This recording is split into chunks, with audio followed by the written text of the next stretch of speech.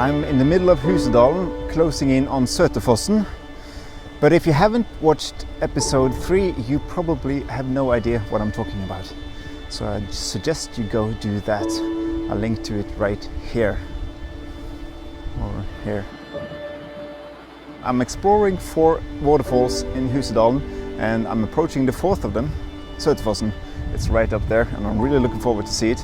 I've camped down there, so all my equipment is down there, so I'm gonna take some images of Søtefossen in the fading sun over there. Look at this.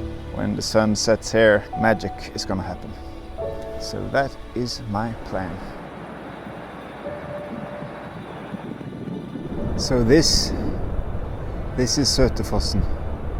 Directly translated, Søtefossen means sweet waterfall.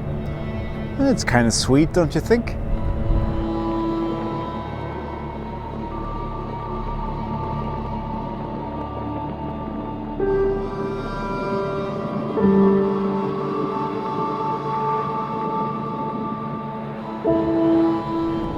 So as you can see, Søtefossen is completely in the dark right now. But as the sun continues to set, I'm hoping that it will light it up. That's my wish for tonight. But I'm not sure if it happens because I've never been there before and I don't know how the sun reacts to the lands, and I'm not sure exactly where it's going to set or where it's going to rise, so I just have to wait and see. But that's part of the fun, part of the game. So let's cross our fingers for some beautiful images of Søtefossen in the fading sun.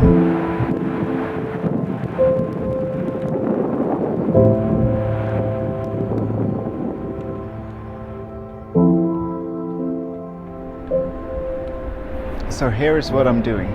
I'm approximately 50mm in and I'm shooting at the lowest aperture I got, and that is, with that zoom, it's 4.0. So my first composition is going to be a total of the island. I'm going to crop it when I get back, kind of a long crop, horizontal crop. So I'm excluding everything beneath, just the water, but I'm keeping some of the stones above. I love the way it lights itself with the help of the sun. It kind of casts this beautiful light on it.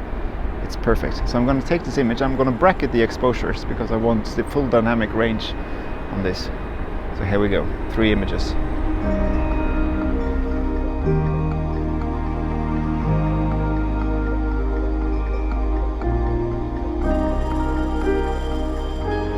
I am really loving this little island, the way it bathes in the light. It's really beautiful because everything else is kind of grey and dark and unattractive, but the island just perfect.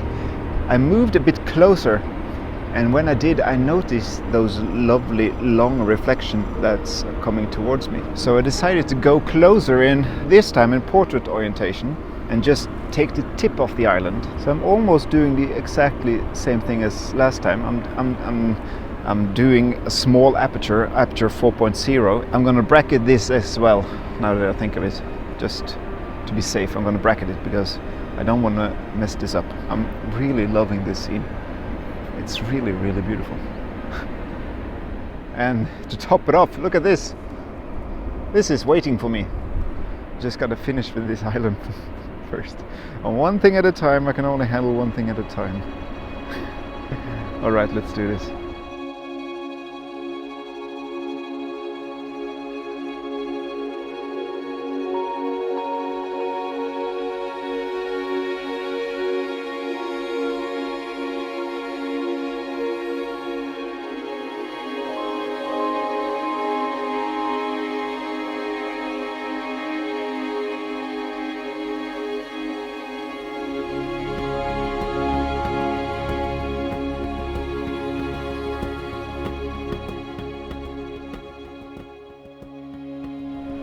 I said it on my last trip and I'm saying it now again. The only thing that's missing right now is a fishing rod. I am officially in the middle of nowhere. I have a beautiful waterfall behind me. I got a lake that's literally popping with, I don't have a fishing rod, and I have islands unveiling themselves in beautiful light. I am loving this. This is living. This is living. As you can see, the light is still not yet there, but it's closer now than it was 20 minutes ago. Down here there are two areas that sticks out, and I'm including those, and I'm including the whole waterfall, and I'm shooting a portrait. The only thing that's missing now is light, because the lower half of the image is lit, but the upper half isn't. I focus directly on the waterfall, trying to keep the fastest shutter available without bumping the ISO up too hard, because I really want pin sharp water. I don't want that muddy water. That kind of, it can be cool, but not for this shot. Not for this shot.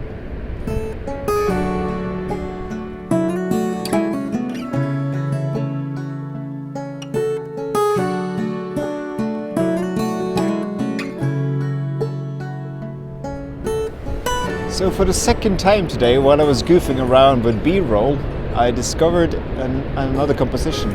I put the camera in horizontal and assumed, as long as I can get with the 60mm, straight in to the middle rock in the middle there, and I put my focus on that, and that gives me a waterfall that comes from above, and it disappears and it comes out again at the bottom, and it looks really, really nice.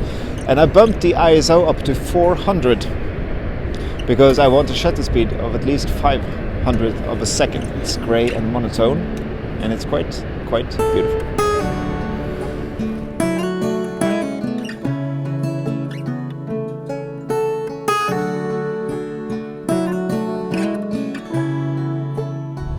So I really don't think that the light is gonna happen, unfortunately. In the beginning, the shadow line kept crawling downwards the mountain, but now it's stopped, and I'm suspecting that the sun doesn't go further that way, just kind of go like this. So it doesn't light with the waterfall more than it does now, I'm afraid. So the question is now, shall I give up the waterfall and go into position for the mountains that way? So I think I'm gonna say I'm happy with Søtefossen, and I'm gonna go down into position for the sunset.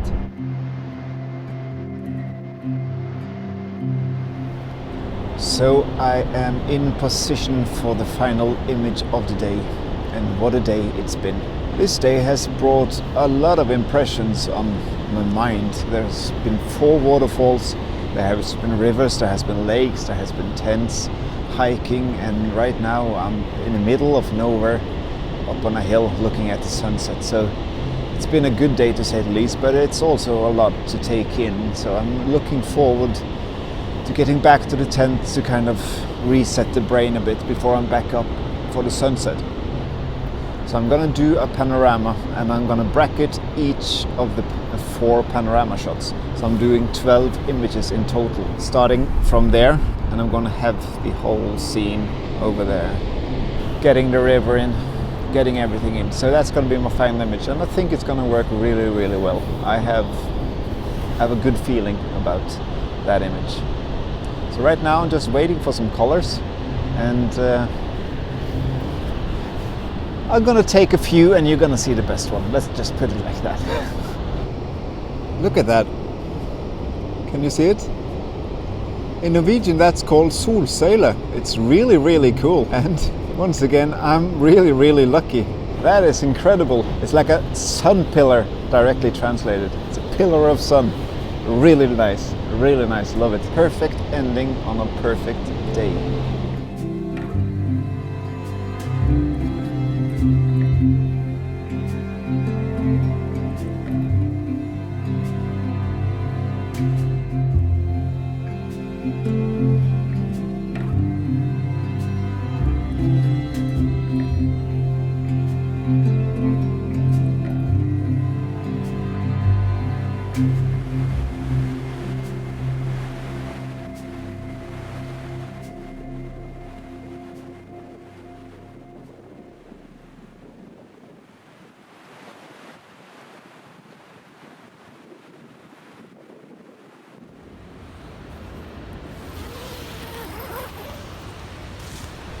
So the clock is about 4:15 and I am climbing 200 meters to get to a decent vantage point in order to see where the sun is gonna rise, because down in the valley where I was sleeping, I just have no idea. So I have no idea how this will turn out.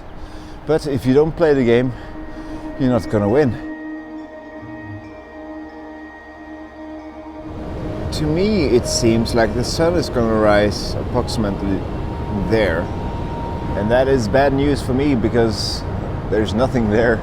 It's just a wall of rock. This doesn't look too promising. I'm really tired.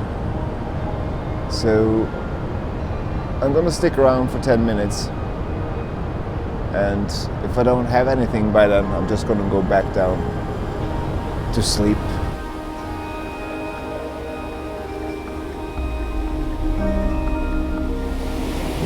I'm not going back empty-handed though.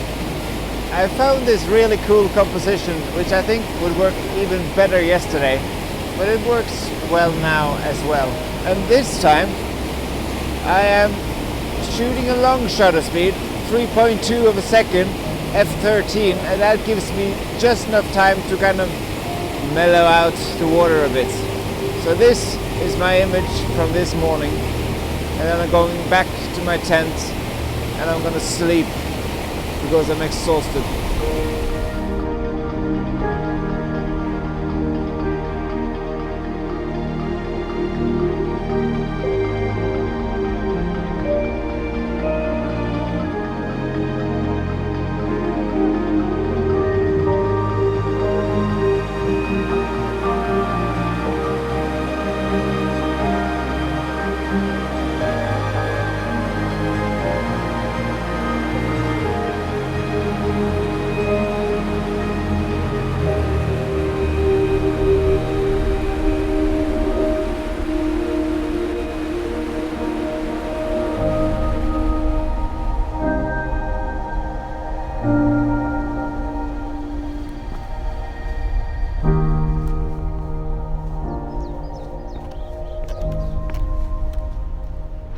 The waterfall I camped with is called Søtefossen, and I think many of you already know that there are 2 routes up there.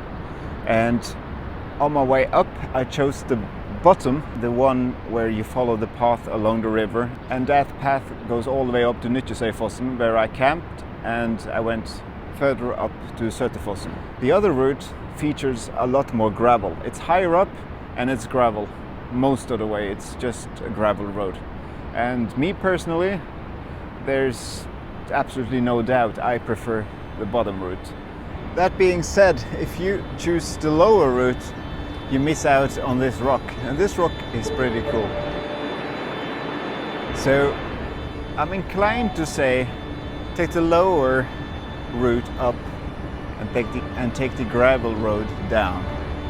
Because I would be lying if I said the views from the gravel road was bad, because they are not. They are magnificent.